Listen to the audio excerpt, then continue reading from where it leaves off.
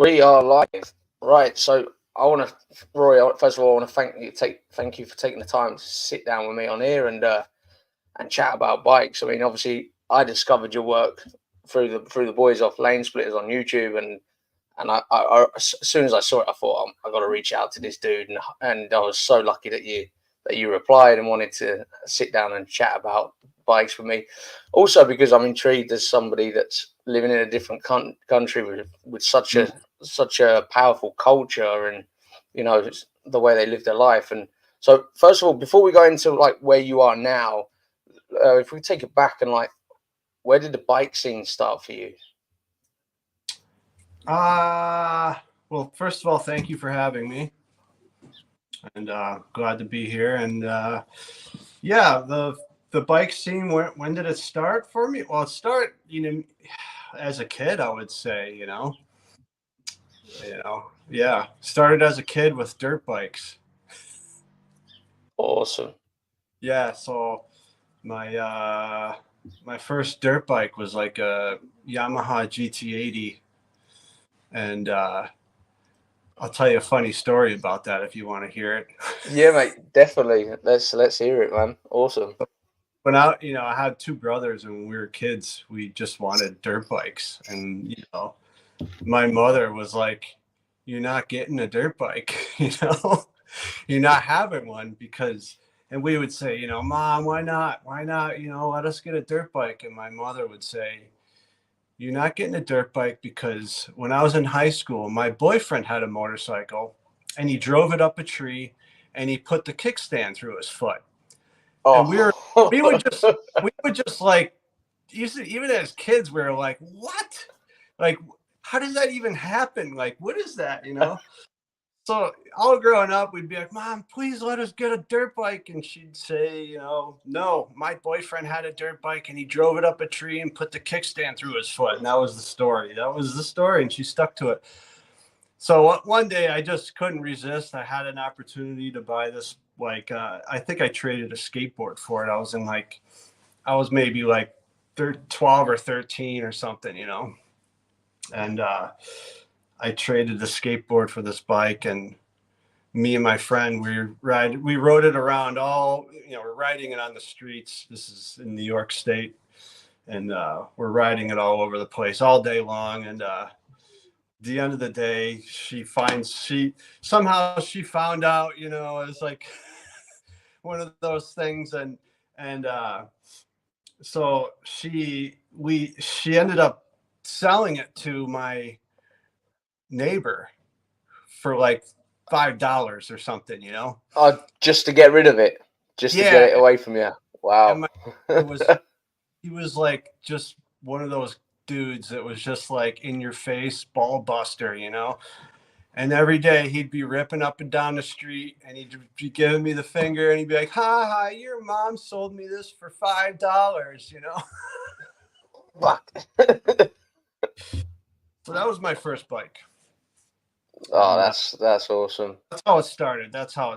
But I was hooked, as soon as I rode on that bike, that first dirt bike, man, I was hooked. I was like, man, this is great. Nothing, this beats riding a bicycle, Yeah, man. That's yeah. I think everyone seems to have like the first story. It seems to be related to a motocross bike. I mean, mine was a Pee-wee 50 Ah, going over, well, attempting to go over a jump and hitting a ball, like a big lump of clay, and ah, like really hurting myself, and then not riding for a few years after that. But yeah, yep. yeah. So obviously, so then obviously, like you say, then so you lost the motocross bike because your mum didn't want you riding it, and then how where was it? Where did you go from there? Yeah, and then she finally gave in. She, over the years, and she finally just was like, whatever, you can have a bike, and so I had dirt bikes after that. And yeah, and then I was really into cars for many years, like just like fast cars, and street racing and all that was something that I loved doing as a younger guy. JDM or American Muscle or Old and muscle cars, you Yeah, know. man. Yeah. Yeah, that was my thing. I like the JDM cars, but I didn't have an opportunity to buy one until I moved to Japan, and now they're too expensive. So It's crazy. It's crazy. I mean, I follow oh Samit yeah, on YouTube. yeah, I don't know whereabouts he's based, but yeah, he's really clued up on what's worth in price, what's worth what, and yeah. like he's saying all the time, he's like, obviously as soon as America, like the R34 Skyline is a six-figure car now. Oh yeah. In what, 10 years ago you could pick one up for 15-20 grand, a GTR. Yeah. I mean, again, it's crazy, And but yeah, and those well, not to get off subject too far, too but much. Yeah, yeah, yeah. I could go on and on about those cars, but Awesome. I love those cars. They're just, what people don't realize is that in Japan, people don't have garages. And most of those cars been sitting outside in the rain for 30 plus years, and Yeah, a lot of just rot boxes, and, they're exporting them. People are paying like so much money for just rotten, just clapped out. Like what's left in Japan is just cars that have been owned by 20 different teenagers over the years, and they're just clapped out, and people are paying just crazy, crazy money for these cars, and they're just it, junk. So yeah, it's crazy. It's crazy, isn't it? Because obviously back in that time, like especially like the likes of Nissan, according to the guys on YouTube. And again, I've never messed with one, but apparently it was very common that they just simply didn't seal everything up properly. I mean, yeah, Jimmy Oakes on YouTube, who's big on YouTube, he got his R34 directly from Japan, and he said he said looks great. Open the bonnet, looks tidy, and then you can just see a glimpse of flaking around the suspension strut, and before you know it, he's a full front end rebuild, like full strut towers, core, everything. It's parts are and crazy expensive for those too. So yeah, yeah, but yeah, we need to get back on. So we're kind of, let's get back to the bikes a little bit. yeah, So we're motocross bikes now, and then what? Obviously, because obviously, like you said on when you got interviewed by Lane Split, like you were is it 30 years machining? You've been yeah, yeah. I started in like 1999. Um, I was going to like community college. I was an art major, and I did that for like a year. And honestly, I didn't know what I was. Just like, I don't know what I'm doing. Like, I'm just taking like art classes and stuff. But I was into like work, and obviously I've always been working with my hands. I've always been making stuff, and I just didn't really. I knew I wanted to do something where I was making things. I just didn't know what it was. And one day, my father, he introduced this like machining program they had, and it was like a trade school, and I never heard of anything like it. And we went and like we toured the like classroom, and I remember going into this classroom, and it was all like machines, these big machines everywhere, and the instructor was showing us like, these are the parts that you're going to make in the class, and like that was it. I just knew right there. I was like, oh my gosh, this is what I'm going to do. Like, I knew right there, like right there and then, this is it, man. Like, you know and I was already looking at these machines. I was like, I want to know what I can make for myself. I'm not really thinking about like the yeah, bar, yeah, 100%, man, 100%. like, and the possibilities are endless with all this stuff.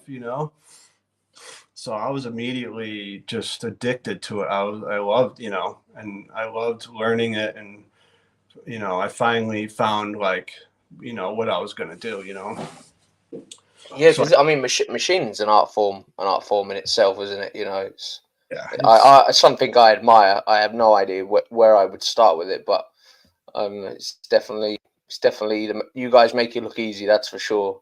well, it's, a machinist. There's a lot of different types of machinists out there. And, it's a trade that you can do, and there's every shop has people of all different skill levels. So even if you don't have a lot of skill, you can still learn how to do some machining, and and then there's guys all the way at the top that are doing the high level, all the high level stuff. So eventually I worked my way up to those positions, and I was working in aerospace, and mostly most of my machining background is all CNC multi-axis programming and setup and troubleshooting and training people, and so I have a lot of experience with it. But And for sorry to interrupt you there. So for people that don't know, like multi access, that's obviously that's regards to what movement you can actually achieve. Yeah, with the machine. yeah, so you have, Yeah, if you like, that's like kind of like three-dimensional type machining, where you have a part in a machine and it's like moving around like this, and you have a cutter that's kind of like yeah. that kind of real complex machining operations. So yeah, that's kind of where I left off. And I worked for the Department of Defense. I worked for other aerospace companies, but I worked for Department of Defense before moving to Japan now, because I was trying to actually work for the DoD in Japan, because they have all these bases here. So Yeah.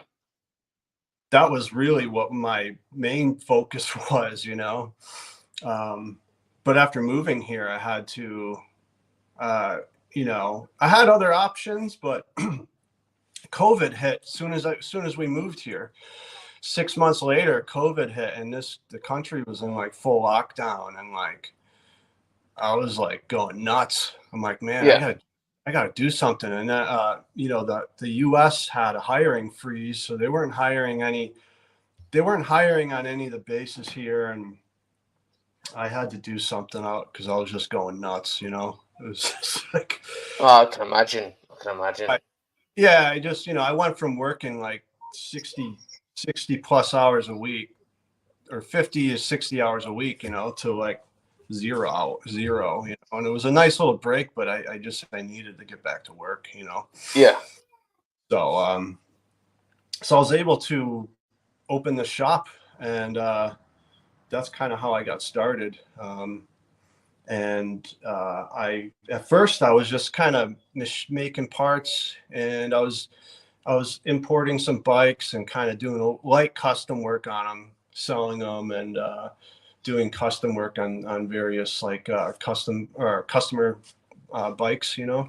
So did you do this stuff? Sorry to interrupt you there, mate. But did you do this stuff in back in the USA, like before you went to? I mean, obviously, I'm guessing you would have built some bikes for yourself in Yeah, America as well. But I built some bikes, shovel heads and pan heads, but not a whole lot. I didn't build that many bikes. And at the time, I was working as a machinist, and I was working a lot of hours. So I would try to do some parts at my job, when the boss was looking, of course. Um, but it's pretty limited, and I knew that for years I wanted to do this. This is what I wanted to do, but I knew in order to do this, you need time. yeah, yeah, Lots of time. And it's just something I didn't have, and like I just didn't have an opportunity to do it, and also I didn't have machines at my house, or in my shop at my house. I didn't have like machines, and eventually that was what I wanted to do, was get my own machines and do this, but I just never got there. So yeah, and I would machine stuff, and for whatever, I over the years I had many different hobbies and many different things that I was creating and making, and it was all kind of revolved around machining what I was making at the time, and yeah, what best were. So um, yeah, it kind of like, this is what it turned into. Um, but I didn't have the opportunity really until moving here, opening the shop. and you know, finally having this opportunity to build this bike. You know, Is that the first build full build you've done in Tokyo then? The one that's yeah, behind you? yeah, yeah, like Because I full, know I know you've got another frame in the making, haven't you, on your jig that you've built? yeah, yeah. There's But another frame here that I started on. So this is what I'm working on, this frame. Although I'm not working on it right now because I have like four. I have three, almost four builds in the works right now, and those are kind of like um, they're not like builds like this. You know, it's kind of like cookie cutter, like, you know, yeah, standard sort of like hardtail and a shovel head. You know, doing the like a bit more like bread and butter builds, like yeah, get them done a bit more efficiently. Obviously, you know, you're not going to speed up any of the processes where you need to machine, but I'm guessing they're a bit more not a the lot of standard. yeah, not a lot of machining because you know this stuff takes a lot of time and a lot of people don't want to pay for that. So, No, so you know they have a budget and they're, you know, what can you do in this budget? And I say, oh, this is what I can do, and you know, and I mean it's work in the door, and that's, you know, I'm really thankful and happy that I have yeah, this, and, you know, so you know, I'm booked for a while, but really, I mean, this is, I prefer to do this. I would like to just do these kind of builds. yeah. But you know, But this obviously, is like you say, not everyone can afford that. So obviously, building that one behind you is kind of you just like kind of going, look, this is actually what I really can do. yeah. So Um, this is basic exactly. So I knew. So you know, I've been doing the shows here in Japan now for a few years, and I haven't really gotten much. Japan is, it's not like a country you can just come into and just full no, blown start. It just goes for all business. Japan, you have to like and you can really, see that from the outside. I mean, obviously, again, only being someone that's only experienced a bit of Japan yeah, through YouTube, through the power of YouTube, you know, and pretty much everybody is saying the same thing, and it's one of the things I personally respect about Japan. I mean, me growing up in Spain, even though it's in Europe, and you know, Europeans generally seem to have kind of like a, even though it might be different languages, you can kind of see a similar type pattern. But the Spanish is similar as well. You know, you can't just, obviously English do a lot of English, and a lot of other people do just move to Spain and set up businesses. But I think obviously to create a business that's going to thrive in longevity, you have to get in with the local people. You know, it's and I can imagine Japan's even harder. yeah, it's hard. It's yeah. So I just, you know, the first show I did with this bike, you know, I just went there and I'm like, I'm not winning anything. I'm not going there to win anything. I'm just going. And honestly, I was like apprehensive about even going. I'm like, I just I gotta get my name out there. I gotta just show it. Like it's whatever, you know. Um, and so I wasn't really expecting um, the, you know, the turnout, and I wasn't expecting so many people to be so interested in this bike from that first show that I did. And And why was that? Just because of how like you knew it's difficult to get in, or well, so before I built this bike, so I knew, you know, part of the whole thing with this bike too was that like I need to build something that's like next level. Like I need to put myself, you know, I need to just do the best work that I can possibly do and put it out there and say, you know, this is what I can do for, you know, this is an example of what I can do. This is showcasing my skill set and everything, you know, and to get noticed, to get, you know, because I knew like it's not going to be easy here to make a name for myself, you know, especially being a foreigner too, you know. So um, that was like there's a lot of thought went into building this bike. So much planning and thought went into the design, and everything was just about like getting that recognition here so I could do business here and so I could be successful as a custom bike builder here, you know? So all that I had to think about what the Japanese like, what, you know, what kind of bikes they like, the style. And it's not, if you look at like Japanese style, you'll see that a lot of stuff is similar over the years. You'll see Yeah. there's a pattern, there's like, you know, there's a certain design, there's certain elements of the design that the Very Japanese. recognizable. Yeah, well, Very yeah. recognizable. When I see any bike, I'm like, oh, that's a Japanese builder, you know? Yeah.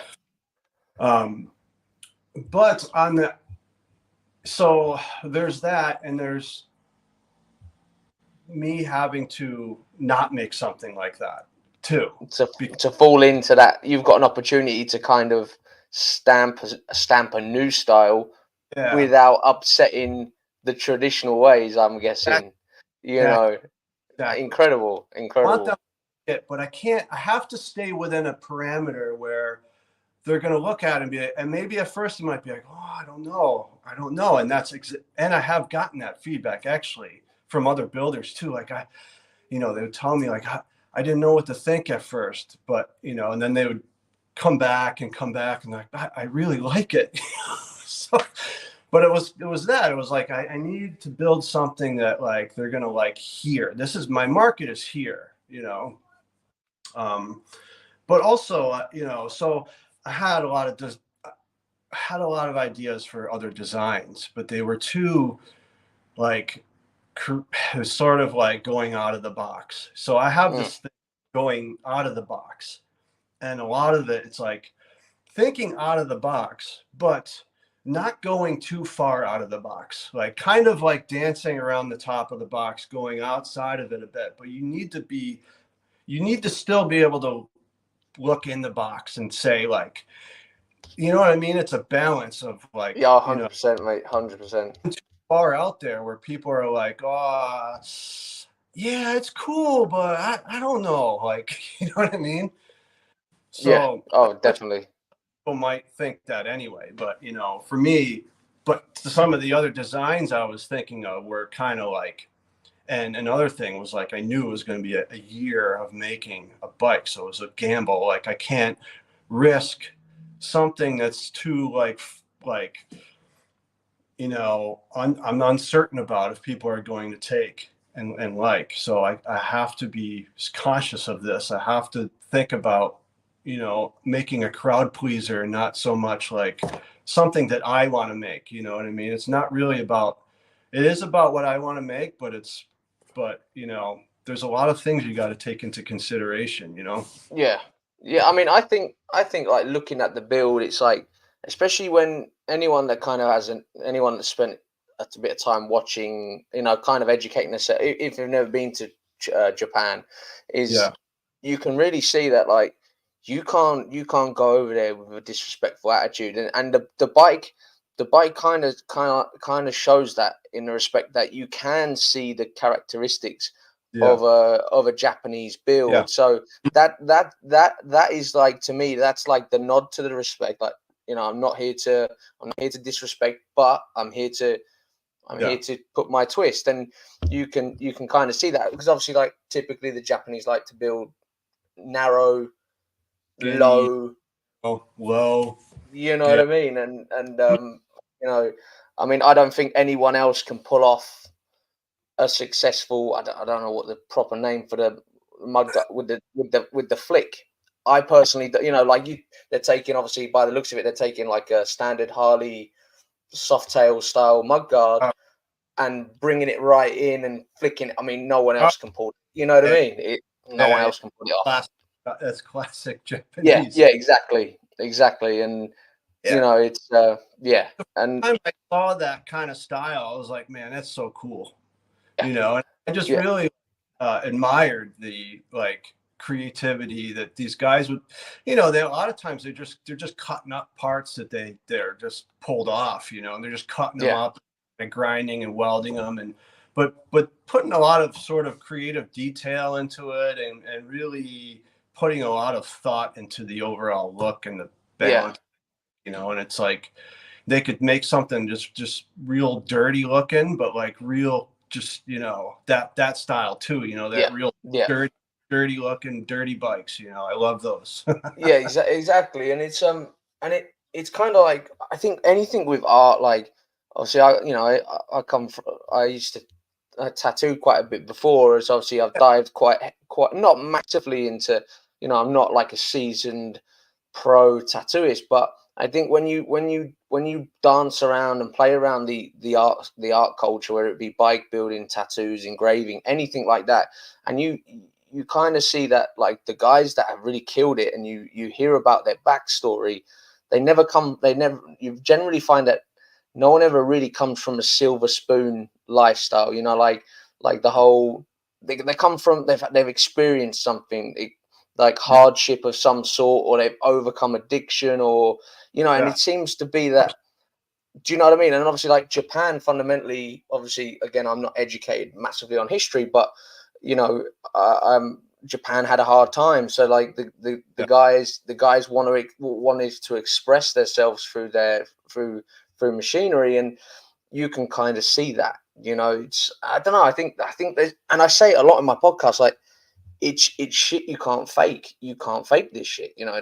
Like Yeah. anyone that's ever been stood around a machine will know that the parts machine on your bike is probably probably three figures in hours, just on, anyone that's ever hand shaped anything. I mean, I got on my top yoke. We call them in England. We call them yokes. I think you guys call them triple trees. Oh, On my ZX10, I got uh-huh. so I got handlebar clamps and straight bars instead of clip-ons, Yeah. and there was a bit in there that was simply in the way for me to run my clamps. Yeah. Hand shaped it, and nobody knows. Like, and it's like, for me, it's like, and it's all, Yeah. and to be able to make it look factory was my sole goal.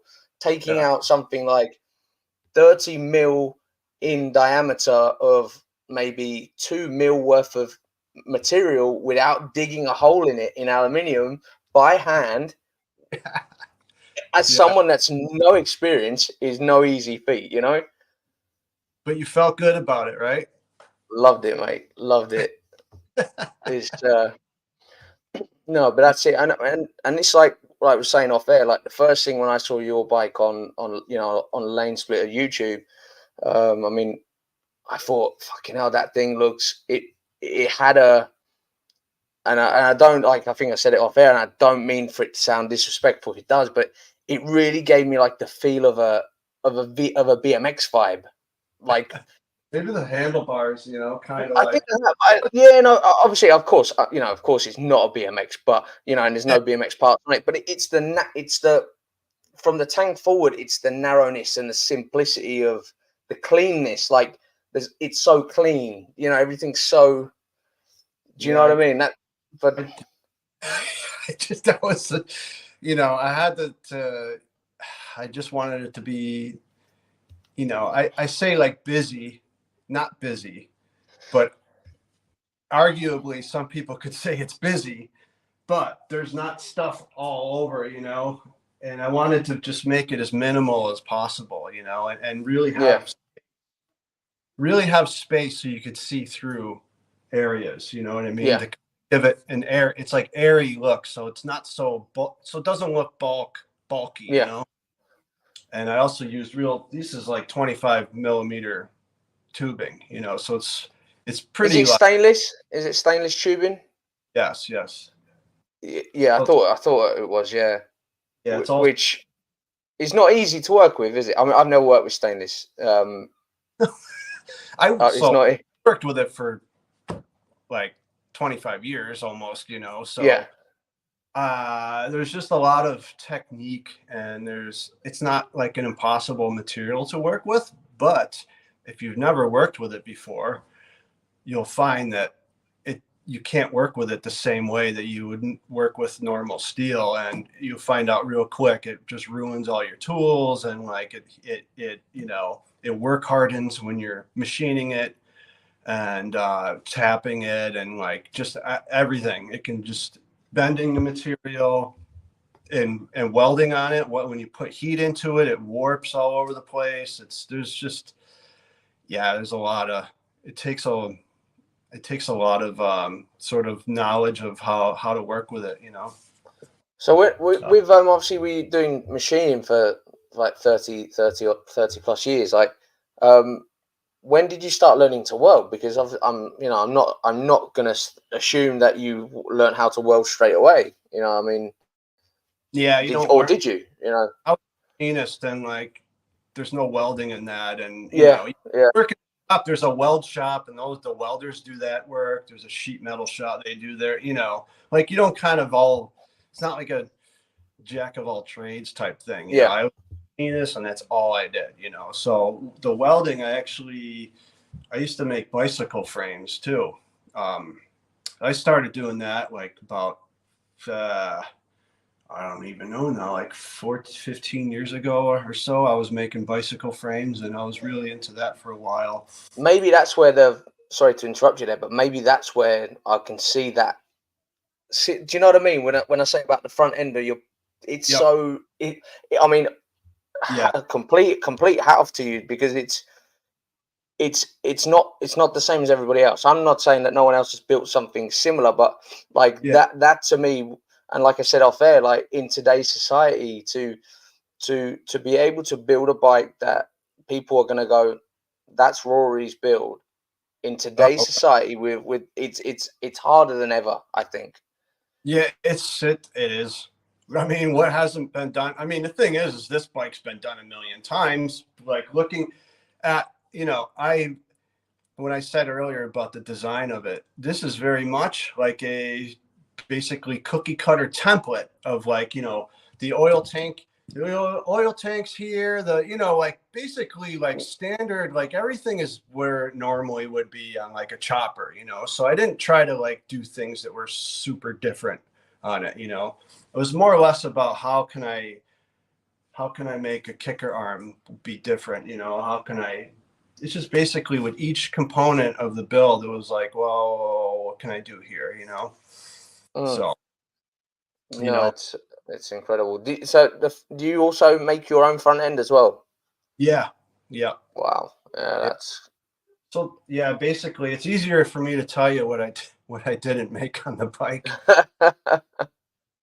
So no, yeah, it's I wanted to just I wanted to make everything I could possibly on the bike because, I had this opportunity to build the bike, and it was very much this is my opportunity to build the best thing I could ever build, the best bike I could ever build.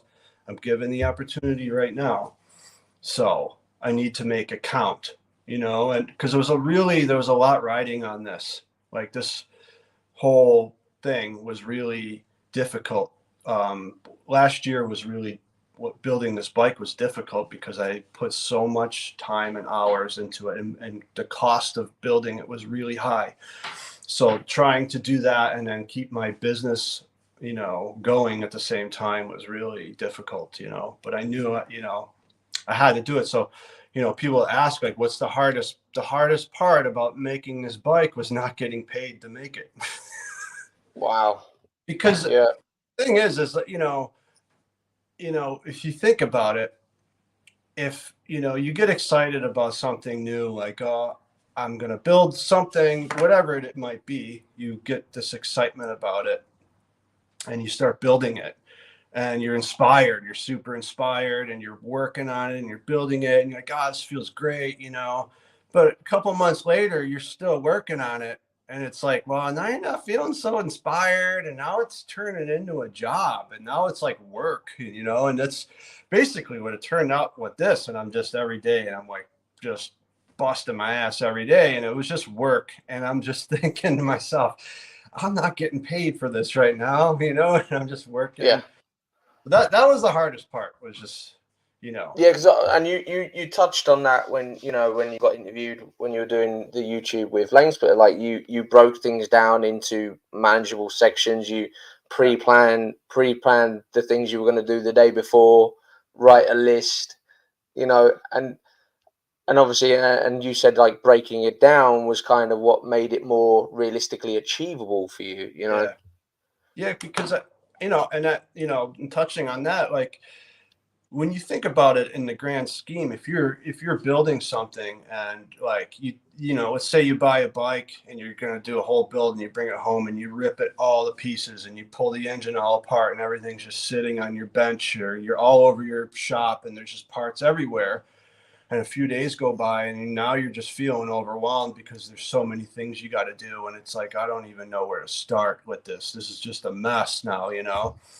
So you have to really, you got to come up with a way to try to manage all that. And that's what I did. I knew there was a million things I had to do on this bike, and I wouldn't even, there's stuff that wasn't designed. Like most of it wasn't designed. I was like, I had a general idea of what it was going to be. And the ideas for some of the parts, and a lot of the parts I had ideas for, but not really, like, I didn't really know how I was going to make them, or I didn't have any of that. So I just kind of got away from that and was like, you know what? I'm not even going to think about that because, like, what am I going to do? Like, so all I'm going to do is focus on this stuff this week. I'm going to make this kicker arm this week. That's it. I just want to get the kicker arm done this week, done and polished. And like, and so I would just kind of do that and just focus everything on that one part, that one assembly, whatever it was, and just put all my thought and like focus and creativity into that and not think about anything else, and kind of just do it like that and chip away, and that's kind of how I was able to do it. And because you can finish a part and look at it and feel good about it and know that, okay, I'm moving along. But if you're doing a little bit here and a little bit there on not really finishing parts and kind of just jumping around, and that's where you can get into trouble. Yeah. Which that I mean, not that I built many bikes, but that's me. Like I start, I'll make that bit, or and then next thing I'm wandering off to that section, and Yeah. like my missus says I'm like that in life. Like I'm da da da da da da da. Did you know what I mean? It's I know what you uh, mean. I mean, I do that too. Like I think everybody does that, yeah, you know, so it's not like I don't do this. I don't do how I built this. Like, that's not how I usually go through life. I'm usually all over the place too. yeah, Like, yeah. And like what's crazy though, it's like kind of like listening to you talking about building that bike. It feels like the same as like how this whole social media thing is for me with 666 Customs and the podcast. Is like I don't find this stuff easy. This isn't natural to me. I mean, prior to this, you go on my tattoo page, there is not one picture of my face on my tattoo page. Like this is I'm overcoming being in front of a camera. So like, and I know like people might believe it or not, but like this is like hard. I find this hard. I find sitting here talking to you easy because I feel that we all connect when we're yeah, all interested in something. In especially in the bike scene, especially it becomes like a natural, like I almost feel like I met you a dozen times, yeah, and but where I'm going with it is like you find that when something really feels like it's going to become something, you start to focus on the little wins instead of like, why is it not done? Like I mean, I really suck at social media. I have no idea how to market things. And I just appreciate when I get random people message me going, it's great what you're doing, keep doing what you're doing, and I mean the numbers don't represent how well it is doing, and that you know what I mean. It's like I kind of feel like it's like listening to you describing building that bike feels yeah, how this feels for me. And the reason why I say like that, I really believe that what I've got here, meaning I mean 666 Customs for me was, I formed 666 Customs because I build I get the opportunity every now and again to build a bike in my shed, and again it's like how I feel so related to like kind of where you are in Japan is at the moment I have a 10 feet by 6 feet shed, Mm-hmm. and my plan is to make the shed wider by 2 feet. Yep. The reason why I started selling clothing is to fund that project. You know, Okay. I got a missus, 2 kids. I'm the only one bringing in money at the moment, so I'm just simply trying to structure things in a realistically controllable manner, and that's why, like, I know at the moment, like, but it feels so similar because I can really imagine that machining something that fundamentally was not going to create the whole bike, that fundamentally that you could go online and order a kicker plate, you know, Yeah. but it's them bits that matter. It really is them. Mm. And like, it really excites me. I know, and the thing is, me, I just mumble on, but I get really fucking excited because it's like, you look at your bike, and it's like, wow, like, do you know what I mean? Like, machining them patterns, like, it kind of, for me, Mm. like, looking at the back plates for the wheel, mounting the wheel and the top bar and the bottom bar of the frame, like, Yeah. it had like a very like Aztec Mexican, because again, kind of like looking at it from a tattoo side, I was like, I Mm. can see like a Mexican Aztec style in it. You know what I mean? I don't know. I don't know. Yeah. It's fucking awesome. Thank you. Well, you know what? I mean, I did all that for you. I did it for you and like everybody else that appreciates that. Like, um, that was a big thing for me making this bike, was that like I really wanted people to enjoy it, and I wanted to inspire people, and also, like it and just because it's art to me, and having people see the details, and and really connect. So, making that connection, and because this is something that I've felt over the years, whatever I was looking at, whether it was something somebody made, built, or like, a bike or a car that somebody built or made, and like, and just feeling that connection with it. You see it, maybe you hear it, and you're just like, you feel something. Mm. That's the same. That's like the art. That's what you're feeling. You're making a connection with it, and it's the same as like when people that are in, like people that go to look at paintings, they look at it and they get a feeling from it, Yep. it's the same thing. It's just that, we kind of see it differently, um, so that was something that was important to me, and when people pick up on that and say, I see the details, and this, what you did, I really liked, and it feels good because, that was what I had in mind, Yeah. Yeah. Exactly. And kind of, and that's like what I believe, that especially in today's society where everyone's banging on about like AI and all this fake shit. Like, don't get me wrong, fake shit's going to get you a quick buck. It's going to get you a quick sale, but it's Yeah. never. I don't know what it is. I don't think it's going to stand the test of time. I think if you're able to ride that horrible ride this horrible wave that the world is experiencing, Yeah. I put, without kind of going into it all too much and like putting people, oh, here comes another drainer on the future. Yeah. I don't think the future looks great, in the respect of manufacturing, and Mm. nothing has, there's a reason why old cars and old bikes are so unique and so loved. Is like I Yeah. remember my dad saying me. I got into bikes through my dad, so I remember my dad saying to me, he says, "You look at a bike." He said a bike that you are attracted to, like you like that. He said you'll Mm-hmm. find that it kind of resembles the shape of a woman in one way.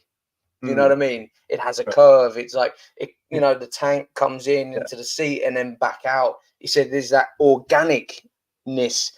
Yeah. Whether that's a thing, I don't know, but I mean, I can see it, Mm. Mm-hmm. and you know what I mean. Yeah, it's I Yeah. don't know, I I don't got. know. It's Yeah. I agree. but so like um with the one I wanted to ask you, like with your headstocks, is that machine in one piece? Yeah. Wow. All these pieces. Yeah. Oh, this. Oh no, this is all an assembly right here. No, I This. mean, so I mean the actual, like the actual headstock. So where your bottom of your triple tree would go through it. I don't know if you got. I mean, I call it. I think over here we call it a headstock. I could be wrong, but do you know what I mean? With the actual where your bearings are that actually hold the front end into the frame. Oh yeah, this right here. Yeah, yeah, yeah. Yeah. That's it. Yeah, Yeah. it's machined in one piece. Yeah, that was a solid chunk of stainless steel. Jesus, Jesus, Pretty. yeah. Yeah, that was. Yeah. Yeah, I mean, I was showing someone pictures the other day of like where you put the pictures up where you machined the light bezel, I mean, and it's like, again, it's something that fundamentally you could buy something similar off the online, Oh but yeah, like, I mean, how 20 many bucks. hours just in that? How many hours in that? Oh shit! This. Yeah. This. Yeah, Well, the material was like $150. So you know what I mean? Jesus. So like the material alone is, and then I don't know. That took a couple days to make, but I'll show you the material. I was gonna make an actual a different light. It was a little bit bigger. So let me show you. So this is the material from. Wow. Yeah. So this is what I was going to make. And So that was that a 4 inch, roughly a 4 inch. yeah, it's about 4 inches by like almost 3 inches here. So I was going to make a headlight from this, but I needed to order another piece of material for the bezel. So I actually forgot to order. I needed to order two of these pieces, and I only ordered one. And I had the material to make this, which is a smaller headlight. So actually, the mistake that I made was better because I like the smaller headlight better than this larger one. So Yeah, it worked out, and that's how a lot of time that happens often. Sometimes I'll make a mistake on a part. It happens. And yeah, times I'll have like a day or two into it, and I'm like, I'm not making this again. So what can I do to make this part work? And actually sometimes it puts your mind into a different position where you can kind of see another way that you didn't think of the first time. But now looking at it, well, you know what? I can change this and this, and actually, I like this design better than the first one. So yeah. And sometimes, you know what I mean? Like, sorry to interrupt you there. Like going back to like it kind of like that weird, that awkward position that like, oh fuck, I've just spent it like that difficultness yeah, creates something, and kind of like where I was saying earlier, like you find that like some of the most iconic builders, painters, tattooists, you hit like, do you know what I mean? And I know it's not the same, but it is the same. Like you've just spent loads of money, time creating something that you wasn't sure about, that then forced you. You know what I mean? And all of a sudden becomes one of the bits that you probably enjoyed the most. yeah, You absolutely. know? Time, you know, all the time where things just happen, and it makes you change your thought process, and then you're able to kind of see things a different way, and then you're like, wow, okay, this is better. So you know, kind of glad that happened. Yeah, man.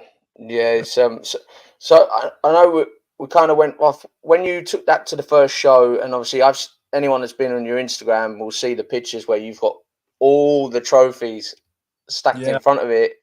Is that picture the first show? yeah, that was it, first show. And Yeah, how many so is there four plaques there, is there? yeah, I won like 4 awards, and Wow. the highest award I won was second place, basically. And this show was in another part of Japan, and the guy that won first place was like, that's his hometown, and that's like, he's like one of the most famous, Luck MC. He's like one of the Masa. He's like one of the most famous shops in Japan, if and everybody knows that shop. And like to win second place to him was like such an honor. It was amazing, and I couldn't believe it. Probably didn't even feel like you hadn't won. Do you know what I mean? There's some people, It was, like you say, and actually the voting for that award was done by all the shops. So it was Builder's Choice, and that's their top award. So like there's all the other shops that were there had actually voted for me for that award. So that was really that meant more, not so much the award, but that sort of acceptance meant more than anything else, because it was just the Japanese basically saying, okay, you're in, yeah. you're in now, and like, you're one of us, Yeah. and that meant more than anything. So yeah. No, that's it. I mean, and I can kind of see that, like, again, being somebody that grew up in in a foreign country, it's weird how something that you find it more in bikes and cars, that like there's a universal language. Yeah, It's it is. it's a universal language, and it's like obviously that opening to, like, I remember being sat with my brother, and my brother doesn't speak as much Spanish as me, but being able to kind of talk to somebody about football, like soccer, Yeah. and like they would say names, and it would be like all of a sudden you're starting to, so I think anything that's kind of, but with cars and bikes Mhm. especially, it seems to be this universal language. It's and like you Absolutely. say, it does definitely help. It So did you find, like, after that show, did you start getting a lot more, like, a lot more involved in custom events in Tokyo, or in Japan in general? Basically, there's like the big three shows here. There's three big shows, and so after that show, it kind of like it just a lot changed for me, because I felt like, it just felt really good, and I knew that I was on the right path. After that, I was like, okay, I can do this, and so the next show was the Moon Eye show in Yokohama. Yeah. And I got one more show coming up in April, and that's the Joints show, and that'll complete the three big shows in Japan with this bike. So I'm looking I forward to. actually I actually had Marcos from Barcelona on my podcast. He was actually like my third podcast. He's the Moon Eyes ambassador for in free custom cycles in Barcelona. And I've been fortunate enough to have him on here, and he Yeah, travels over every year. I don't know if you got to meet him or you saw him. dude, there's so many people. Yeah, Like, it's huge. Yeah. it's a mob. It's a complete mob. And I didn't even see half the bike. I didn't really get to walk around. I was just like swamped at my booth the whole day, and like it was like exhausting. So What's that feeling like? What's that like for people that are never kind of, because obviously, like, doing things online, I mean, you hear this from the odd person that they yeah, don't. I think some people forget that there's actually real people watching and liking and commenting. it's yeah, it's like the show, like the like the Moon Eye shows. So like you just outside, there's like, I don't know, thousands of people in line waiting to get in. So like being in the show is like something special. It feels really good. It's like to finally to put your work on display, and people actually coming to see it, and commenting on it, and yeah, it feels really good. It's a bit stressful, and it's like it's not it's kind of like it feels after the show, it's like that's during the show it's just so busy, and like yeah, it's stressful. So it's like actually you're like kind of looking forward to the end of the To show. the end of it. So it's just like, oh my gosh, there's so much happening. Did you find that people, like, knew who you was, or they just knew the bike? a lot of people, especially at that show this year, I was really surprised how many like Japanese were coming up and asking for my picture with them and stuff. I was like, really? Wow. Wow. Like, oh, we follow you on Instagram and whatever. And I'm like, Oh, oh, that's cool, man. I That's was cool. And gosh, and so yeah, I mean, it was all, it was awesome. I felt great, and but like you see that, like, well, that's the feeling from looking from the outside, that Japanese, like, they truly fucking love everything. They're so passionate. There's like real passion about everything, and you can see it in everything they build. That's why I feel that everything's so over the top, because they really are, like, in that moment living that. It's, no, we got to build it this big, and we got to, and I think that's the reason why the world respects the Japanese culture. All the way back to the samurai. It's, everything was done so cleanly and yeah, respectfully, but so extreme at this. So to be able to organize chaos, because it is chaos, it's such extreme. I don't know. And again, only looking from the outside, I could be completely wrong. But that's what it feels like to me. To be able to take such a strict, harsh thing, pull it to extremeness, but control it. yeah, I think you get what we got, which is something so unique and incredible. yeah. It's definitely it's interesting. There's there's a there's a there's a deep appreciation here for craftsmen too, and it's something that I really respect a lot because there's not. It's a different workforce here, in comparison. I can compare it easily to America, but I can't so much other countries. But there's not so much. The craftsmen are kind of like, it's like a dying. I know it's dying everywhere, Yeah. but it's dying here for a long time, and so people Why do really you feel that is, Rory? Sorry to interrupt. Why do you feel it is dying there for a long time? well.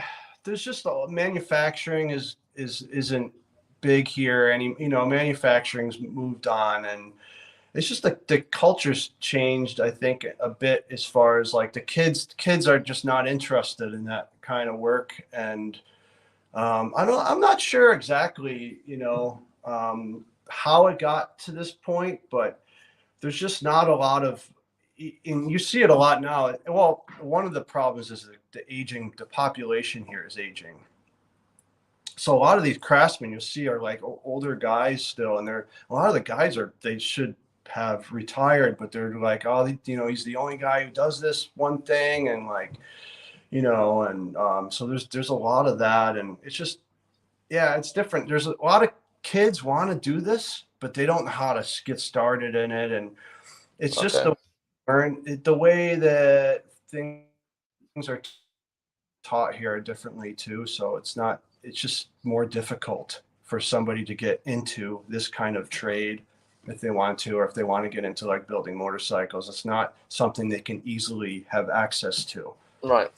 So that's one thing. So the craftsmen here are just, yeah, it's highly respected, and handmade crafts and goods and things especially are held with high degree.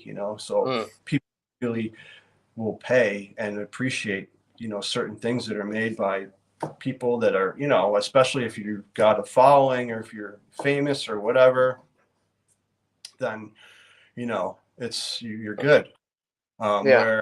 Where I know, like in America, it's different in the sense that there's just not a lot of value put on skilled craftsmen. And I could tell you this because I was doing, and other guys, blue collar guys, will tell you the same thing. You know, you're not looked, you're looked at differently than, somebody wearing a suit. You know what I mean? Do you think it's down to, like, obviously comparing, like, the sought after and respect in Japan compared to America, is the fact that there is a lot more skilled people in America doing it, to kind of creates that whole more of it available, There's or still people in America. Yeah. It's just like, yeah, there's not, yeah. because it's in America. It's like, oh, well, my friend does that. I'll just have him do it for Nothing. Yeah. Yeah. Or my brother does that, or my uncle, or like so and so. They always, it's just, it's more readily available. You know what I mean? Which And is probably why in America now it appear. I mean, appear again. I've never been to America, only looking from the outside. Which is, to me, is probably why it's become more.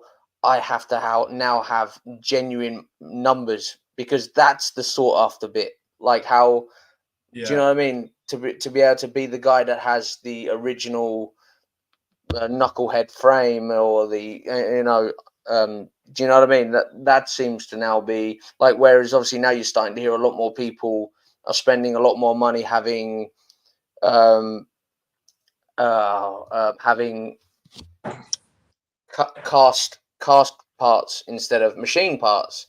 yeah, Do you know, like, because obviously it's giving you that more yeah, authentic, period correct. However, it's obviously a more of a not I mean, obviously you know more of this than me, but I'm guessing that it's not uncommon to see something that's taken several hours, maybe days. When you release it from the cast, it's no good. So there's that kind of that. I think yep. anything like you said, where it brings in that nature takes its course, it kind of gives you that desirability. I don't know. Maybe I'm going off. I do apologize, but I don't know. That's how it feels.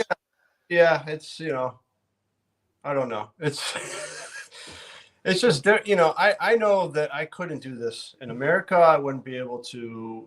It would be difficult for me to do this and make a living doing it. Yeah. It's just different Is it because expensive in Tokyo? yeah, it's expensive. So Yeah. custom bikes are expensive, and there's not a lot. There's a lot of custom shops. But generally speaking, it's expensive to have a bike built. And there's a lot of guys wanting bikes built. And it's really a pretty good, it's people say like, oh, choppers are dead. No, they're not in Japan. I can tell you that. They're like, it's big here. Like bikes in general are big here, all different kinds of bikes. Because it's more popular than cars. People have their cars too, but it's kind of like most people don't have the space to have like a sports car, like a car that they don't use frequently, like a classic Yeah. car, sports car. They don't have the space to have something like that, but they have a space to have like a bike, a Harley or a Kawasaki or something like that. Yeah. So there's so much more bike culture here than there is car culture, believe it or not. And I think people always associate Japan with Yeah. that, with cars. But Yeah. With really cars. Yeah. crazy. They're crazy about bikes. There's bike shops everywhere. You look, there's like bike shops. So Wow. they love their bikes here, man. And so Harleys are hugely popular too. And it's like they're everywhere. And I've never seen so many like even my first time coming here, even then, like couldn't believe how many vintage like Harleys I was seeing. They're like everywhere. I was like, what's going on here? And You know? how are they getting hold of them? Like I said, like we said off air, like it does appear like they have genuine knucklehead motors, genuine Oh, panhead yeah, motors, shovels. Again, only that's what it appears from someone on the outside. life until I moved here. Yeah, and that's like a status thing here too. This because it's a knucklehead, any kind of original knucklehead's like easily 100 grand here. It's And crazy. so a lot of guys will be like, I have a knucklehead, it's, and that's like all original. They ride it all over the place. The thing is, they ride here too. Like Yeah. it's not, they, like, and it was another thing with this bike. Like I knew like I needed to build a bike that was going to like be a rider Yeah. because, because one day this is going to go to some person. So, like, Oh, so you're not going to keep it I if mean, it gets keep it for now. For now, I'm keeping it. But eventually, I don't know. We'll see what happens. fund the next project. Yeah, I mean, we'll see. I'd love to keep it, but the intent was to never keep this bike, Right.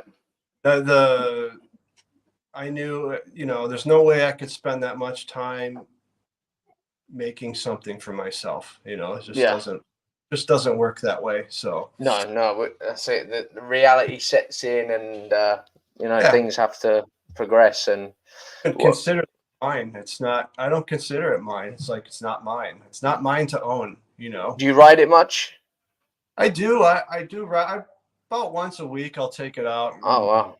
ride it around a bit. I don't ride it too much because I want to get through the shows. Yeah. And but yeah, I ride it, and believe me, every time I ride it, I'm just like, man, I want to keep this bike. Because I can imagine. it's so much fun to ride. With the engine on it, is it a stock motor? Are we, what are we talking? Yeah, so it doesn't look stock, but basically it's stock, and that was another thing for me. For me, like engines are a pet peeve of mine anyway. So if I'm going to build anything, the engine's going to like start easy. It's going to run good. It's going to run in traffic. It's going to run in the rain. It's going to run.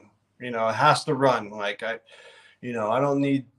It's kickstart too. So I'm like, I'm not. I don't need to have like a stroker motor with like high compression and that kind of Yeah, stuff. chucking you over the handlebar. And Kicks like back. man, I've had so many banged up knee damage from like kickers, man. I'm just like, no. Like, I've had those bikes where it's like I'm terrified to kick this thing right now. Like, Yeah. Oh yeah. Um, so Is it easier to start? Sorry, is it easier to start being that you like fabricated the whole kicker? Have you done it in a way that like kind of have you taken that in mind that you wanted different length, angle? yeah, it's a little bit longer. And I mean, it's real smooth, like it's, and all the gears, and also like all the gears and everything are all replaced. That's another thing that's like, if the gears and like if your main shaft is worn in here, and that can give you problems when you're kicking. Like you can get those like where you like put all your power into it and it just all of a sudden disengages and like snaps your knee, and it's like sucks. Yeah. Yeah. So, I mean, I know you said on the other YouTube video on Lane Splitter, like the back brake was your biggest challenge. Yeah, man, that was a nightmare. But I'll bring the camera over there if you want to see it. Yeah, I mean, for those that haven't watched the video on with Lane Splitter, you showed it on there. It's like, I mean, look at that. I mean, that's art on its own. What is your proudest part of the bike? Is it probably this part? So this drum, this was a solid piece of stainless steel. So I mean, and these hubs are 3-piece stainless that I welded together, and I would say this whole rear section is probably my favorite part, just because it took the longest. It was the longest to make. And what was the struggles with them, Rory? Yeah, it was basically like it's hard for me to do this with the camera because I can't see actually what I'm showing you guys, but the struggles, I mean, you could see like getting all these clearances and a lot of it. And then, so these brake shoes that are in here, these are from a 200 millimeter front brake from a like an early 70s BMW. Like R65 or R60. Yep. So I had to reverse engineer the brake shoes. And that was a process, and everything was a process. So when they open, Rory, are they opening like where they come up that way, or are they opening? Yeah, so I'm going to put the here. Let me see if I can put the camera here, and then I'll hit the brakes so you can actually see. Can you see it? Yeah, we can see that, mate. That's awesome. Oh wow, yeah. Works. So So, they're so you're dual. fundamentally, pushing and Yeah, like dual. that, yeah. So this one pushes out this way, and then this one down here presses out that way. Oh, So that's cool. yeah, That's cool. and yeah, so that was like, man, just trying to, just figuring out everything was it's you can't see, it's hard to see everything, but there's a lot of stuff going on in here too. No, There's that's just sick, mate. That's awesome. a lot of stuff going on everywhere. No, that's and like you're saying, obviously. But Yeah. look at it. Do you know what I mean? Who else has got? Who else? I mean, there will be a couple of people doing something similar, but it's fucking awesome. It's not, you know. The one, so I had my original idea, which I want to do it someday, but so that I wanted to do an exposed brake similar to that, but on this side of the bike, and it would be Okay. basically a hub drum brake, and but it was much more. That design was much more complex, and I figured I would save that for another build. And I figured, let me just do this build first, and maybe I'll do that another time. Yeah, man. No, that's and obviously, like you said, with the paintwork, he was a local guy that did the flames for you, wasn't it? I believe. He did a great job, and we went back and forth a bit with the design, but that's exactly what I wanted. And this is classic in Japan. You'll see a lot. They love these skinny flame paint Yeah. jobs. I was like, Yeah. I'm gonna do the skinny flame paint job. I wasn't gonna do flames at first, and actually, he suggested it, and I was like, man, I'm nervous about it, But after It could ruin it. It could ruin it. Yeah. yeah, the paint, man, you could really things can go south when you if you don't get the I mean, I paint. don't think they're gonna go that self on a build like that. Do you know what I mean? I mean, to be honest, I think you could take a worn out patinaed angle ground tank, and I mean, it complements it. It's like the dressing on a fine. You go into a fine restaurant, the dressing looks nice, but no one's really interested in that. I mean, they are, and that's no disrespect. I mean, it's an incredible paint job. But I think that people that really do appreciate what that bike is actually what you intended it to be, which is a machined masterpiece fundamentally. Well, that's a good point too, because another thing with the paint is I had thought about other paint jobs doing like those real busy, like sort of metal flake, classic, but really I didn't want people's eyes to be on the paint. I wanted people to be looking at the parts that I made, not like somebody Yeah, else's artwork. You know what I yeah, mean? So this is yeah. well, this complements the bike. It's not something you're going to sit there and stare at, right? You know No, what I I mean? mean, like you say, it's an incredible paint job for sure. It's right. I know a few people had said they hate the seat on it, but I'm like, well, I don't want people staring at the seat. It's a plain seat, like there's nothing special about it. So don't look at it. Yeah, no, that's I haven't spent a year machining parts for you to go, wow, look at that seat. Most boring But seat. So people don't look at it. But it's Look at like it's like when I built my ZX10, I got in a 1987 ZX10. I mean, anyone that knows the Jap bikes from that era, they weren't a nice look. I mean, the ZX10 was not a nice looking bike. So I was left, I was very, very fortunate to be gifted this bike from my friend, and it was so my idea was that I had to make the paint do the talking, and so when I did the paint with my friend, we did like the old crinkle effect. So, you lay down a base coat, you lay down another base coat, you put the clean film straight on top of it, and you peel it off. And obviously, we'd never done it before. And for me, trying to explain this to one of my really close Hungarian friends, Mm.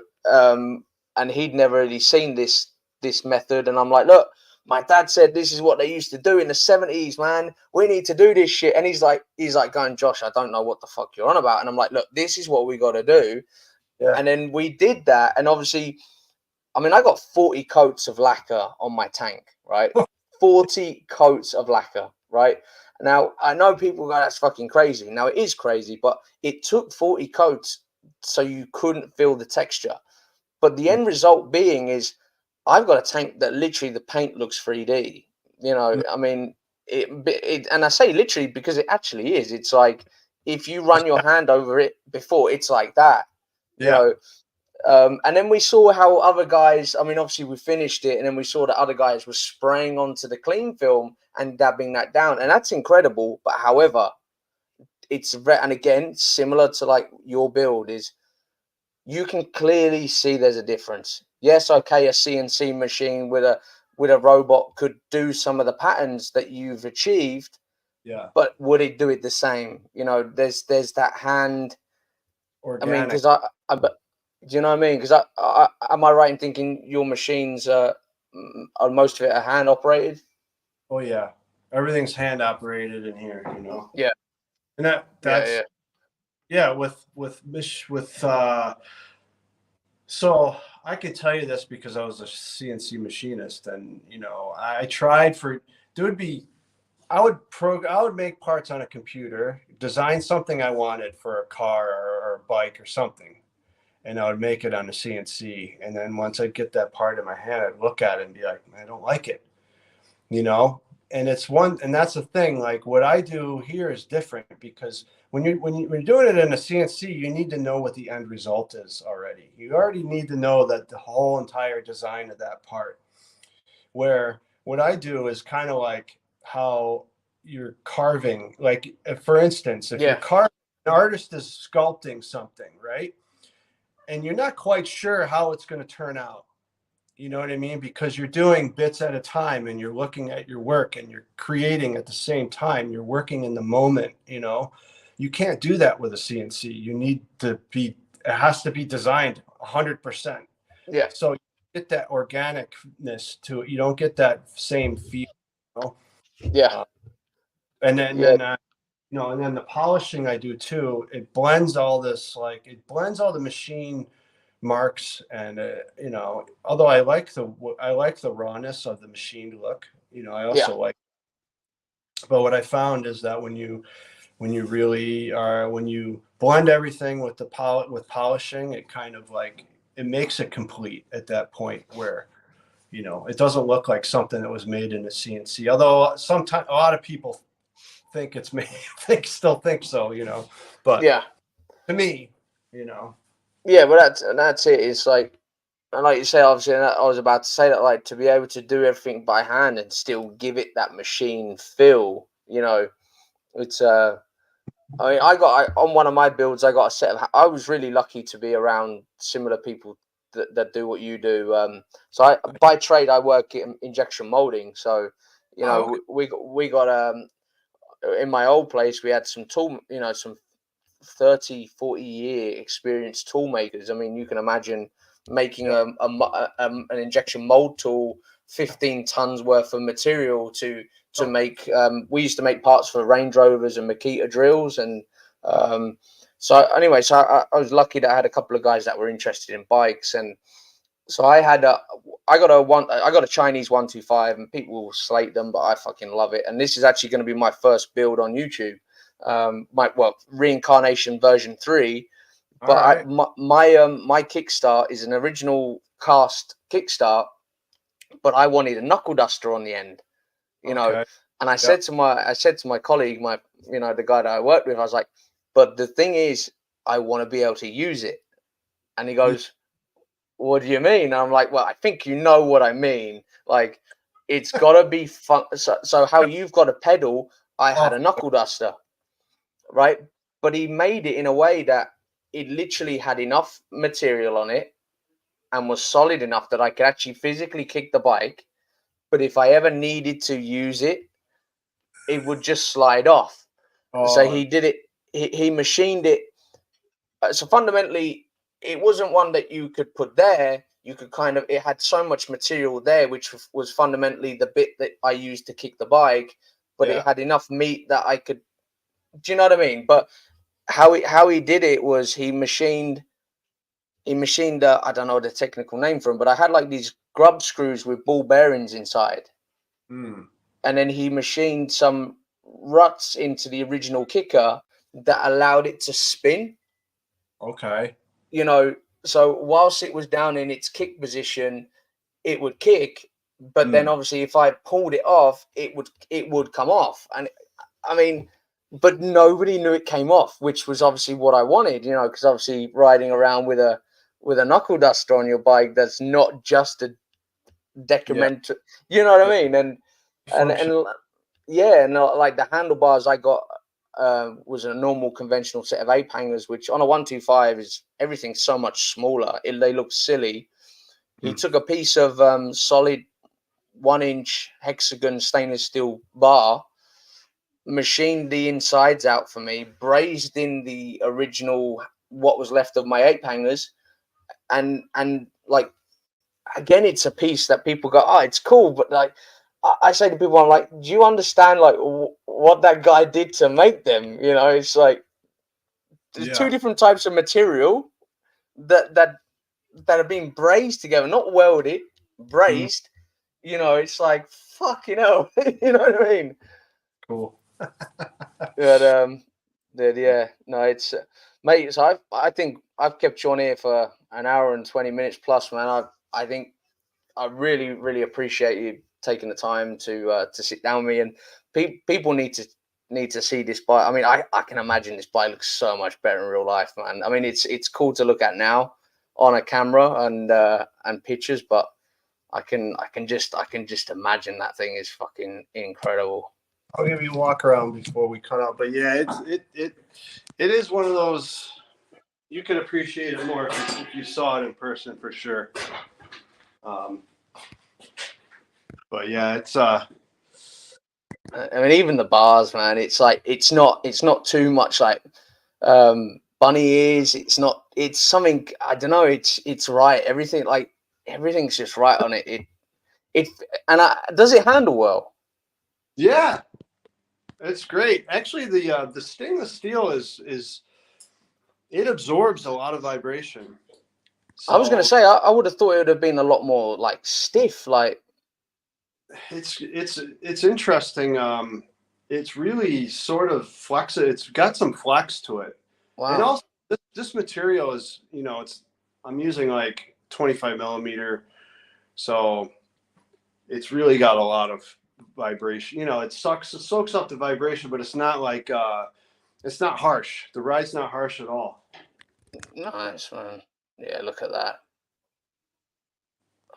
I love all the weight saving, man. All the chain holes. I love it. Oh I yeah, fucking love it. I love it. I went I did crazy. it on my brake lever. I drilled a load of holes in the brake lever. Like people go, why? I'm like, because it looks fucking cool. And this is Yeah, look at that. I guess I lost the screw. Well, that's at least you've done it. That's a safety check for today. That's good. All right. Well, I'm glad I checked that. No, that's it. Did you make the oil? Did you make the oil tank as well? Yes. Yes. Wow. Yeah, that didn't sound. That sounds like I don't want. Yeah, that's another story. Oh man, like these plates were really difficult to machine. This material I got, so sometimes with stainless steel, this plate had a lot of hard spots in it. So there was a lot of so there's like there's chromium in this material, and Okay. sometimes when you're machining it, you can get these hard spots, and this material is just. And normally the material that I get in Japan is really good. But this material was not good. And Right. I used a lot of cutters, and I used maybe like $400 worth of cutters to Wow. just to put these in here on both sides. So yeah, the oil tank wasn't cheap. Jesus, man, that's so cool though. It's so cool. And like Yeah, instantly, like look from looking from this side, I can envision like how they used to roll the metal back in the day on a, I don't know what I'm not going to even attempt to know what I'm on about, but I can imagine back in the day it would be like spinning it, and they would use that tool that would. But obviously, you've been able to achieve that type of feel from machining, which is probably no easy feat. yeah. I use just carbide end mills, which I don't know. Maybe some people watch it would know, but Yeah, I don't know. I've never touched it, but yeah. I no, even that's made cool, man. this stack is even stainless steel that I made from. Yeah, look at that. Oh, so this is some of the material that I used. You want to see like here's like a chunk, or yeah, this is Yeah, from man. this was from the actually that's Oh, is how that I what's made. left? That's what was left from the velocity stack right here. Wow. Yep. Wow, that's cool, man. That's fucking awesome. That is, yeah. No, mate, it's cool. And like you say, you can see like the workshop. Obviously, people, the better video is from Lane Splitter. Yeah. He's got. You can get more of a feel of actually how compact everything is from his video. It's All in here, man. working smart. It puts you in a different. You got to appreciate the space you've got, isn't it? It's Yeah, it's sometimes I'll have like 4 bikes in here, and I keep bikes. I have another place I keep my bikes. My house, but yeah, you know, yeah, man, for sure, yeah, store for bikes. sure. Because I just don't like having like other bikes in here. They're just in the way, and so it's just better to store them somewhere else. And what I'm working on at the time, that's what's in here. Yeah, That man. way I can work. So What time? What before I let you go? What time is it there right now? it's like 9:35 p.m. Okay, Yeah. that's cool. Like, is it again? I know it's a goofy question, but like, like what time of year is it for you there? Yeah, Just out of it, like, it's winter, but it's okay, it's it's mild. I don't know. It's like today was about 18 degrees. It was warm today. It was a bit oh, that's warm. good. Tomorrow's like 20 degrees, but but then it's supposed to go down to like 8 degrees. Okay, Next, it's going to cool off again. But actually the winters are quite nice in Tokyo. It's, where I'm from in the Northeast and New York State and New Jersey, it's very, it's also similar climate, but it's very cloudy and rainy. yeah, it's England. That's what England's like, mate. It's Right? horrible, But horrible. here We it's get a like, lot of rain, a lot of rain. uh, yeah, here it's sunny. It's sunny like all like fall, winter, and spring. It's like the sun's out most days. It's sunny and dry and just nice. So that's my favorite thing. One of my favorite things about living here is the weather. So when So, you get out on a bike, do you get out of Tokyo up at like or are you yeah, just cutting through Tokyo? hour. It takes about an hour to get out of Tokyo's huge, so it takes about an hour to get like into the mountains, and then it's like there's some just beautiful air. It's all mountains. The whole country is mountains, so it's all beautiful areas to ride. Wow. Yeah, it's real, and the roads here are really nice. They take really good care of the roads here. So that's another thing from like living back home. Like there'd be giant potholes and like, just like if you're riding a rigid bike, man, you're in for a hurting. Yeah, yeah, I can imagine. I can But here, imagine. roads are like they take really good care of the roads, so they're like it's pretty smooth. You can ride a rigid bike here and not really. I mean, there's You're some. gonna feel it, yeah. Yeah, like it happens, but Yeah. Yeah, no, it's mate, so I think I'm gonna leave you to it, man. You probably want to get home and eat and whatnot, and I truly, truly appreciate your time, man. It's been incredible. And hopefully one day I'll be able to get over to Tokyo and come and actually like truly. I think that bike is going to be truly appreciated when you see it in person. Definitely, But man. That's awesome. Cool. Good chatting. Thank you. No, thank you, mate. And I like I say, I'll keep up to date on your journey. And so when's the next big build? Have you got a big build in mind? This bike is the next big build. Yeah. So I have a 1970. I don't know, like, yeah, I'm not sure on the. Might be a panhead too. I don't know. We'll see. Okay. That's cool. Yeah. That sounds good, mate. We'll keep up to date on that. And anyone wants to contact you, Instagram, best way. Yep. Instagram. Cool. Yep. McShanecraft. Yeah, you're also on Facebook as well. Actually, I think I managed to find you on Facebook as well. I don't really get on there too much. No. See, I seem to be doing a lot better on Facebook. I think it's more of a community feel on there, but I'm slowly chipping away at on Instagram. We've actually just got Marcos from Moon Eyes in Spain. He's just connected up on the live on Instagram as well. So he's probably I can imagine he would have seen your build at the Moon Eyes show. You know, he's Marcos. If you can hear me, mate, you need to have a look. You probably follow him anyway. I think he might follow you actually on Instagram. But no, it's cool. It's cool, man. I appreciate your time. I really do, mate. Nice, man. Cool. Well, have a Thank good you. I'll catch you later, buddy. All right, man. Take care.